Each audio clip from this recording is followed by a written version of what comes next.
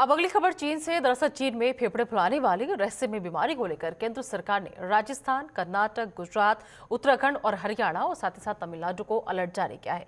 इसके बाद राज्य सरकारों ने हेल्थ डिपार्टमेंट को सांस से जुड़ी बीमारी के मरीजों के लिए तैयार रहने का भी निर्देश दिया है।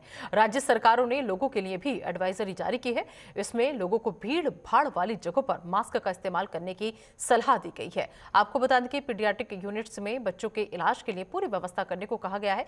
चीन में रहस्यमय बीमारी का असर सबसे ज्यादा बच्चों पर हो रहा है। तेज बुखार के साथ फेफड़े फुला देने वाली इस बीमारी की वजह से हर रोज करीब 7,000 बच्चे अस्पताल पहुंच रहे हैं।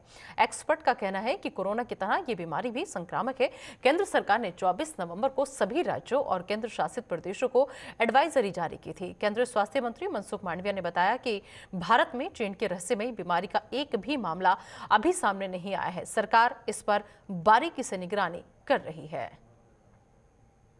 तो चीन में बढ़ते मामलों को लेकर भारत अलर्ट पर है।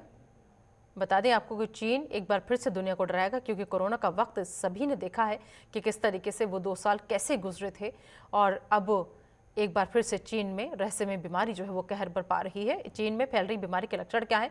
जुकाम इसका सबसे पहला लक्षण जो है वो सामने आता है। इसके अलावा गले में आपको दर्द या फिर खराश की शिकायत जो है वो महसूस होने लगेगी, गला आपका तकलीफ देने लगेगा। इसके अलावा तेज बुखार भी आपकी बॉडी में रह सकता है। अगर इस तरीके के लक्षण आपकी बॉडी में पाए जा रहे हैं तो आप इसको नजरअंदाज बिल्कुल ना करें, क्योंकि इसके बाद फेफड़े में सूजन जो है वो होने लग जाती है और फिर सांस नली में सूजन आती है, जिसकी वजह से सांस लेने में खासी दिक्कतों का सामना लोगों को करना पड़ता है।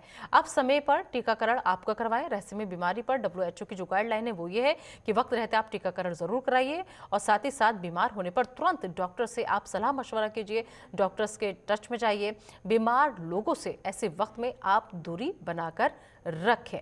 बताएं, आपको भीड़ भाड़ वाले इलाके में जाने से आपको बचना होगा। आप बचें भीड़ भाड़ वाले इलाके में जाने से, और साथ ही साथ सार्वजनिक जगहों पर मास्क लगाना आवश्यक है। अगर आप सार्वजनिक जगह पर जा रहे हैं तो आप मास्क का इस्तेमाल जरूर कीजिए। हाथों को अपने साफ रखिए। सैनिटाइजर का इस्तेमाल एक बार फिर से करना होगा आपको। हालांकि सैनिटाइजर का इस्तेमाल वक्त वक्त पर करते रहना चाहिए, रोजमर्रा की जिंदगी में शामिल करना चाहिए, और अपने आसपास भी साफ सफाई का बेहद ख्याल आप रखिए। सोशल डिस्टेंसिंग का पालन आपको करना होगा। सोशल डिस्टेंसिंग का पालन कीजिए। अस्पताल में बेड और स्टाफ की कमी न हो, इस पर भी ध्यान दिया जा रहा है। रहस्यमय बीमारी से निपटने के लिए हेल्थ मिनिस्ट्री ने निर्देश दिए हैं कि जरूरी दवाएं जो है, एंटीबायोटिक्स का स्टॉक्स जो है वो सभी अस्पताल रखें।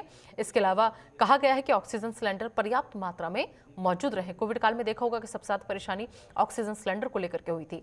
PPF किट और टेस्टिंग किट भी लगातार उपलब्ध रहे, क्योंकि अगर टेस्टिंग किट ही नहीं होगी, टेस्ट हो नहीं पाएंगे, उससे सही रिजल्ट सामने नहीं आ पाएगा।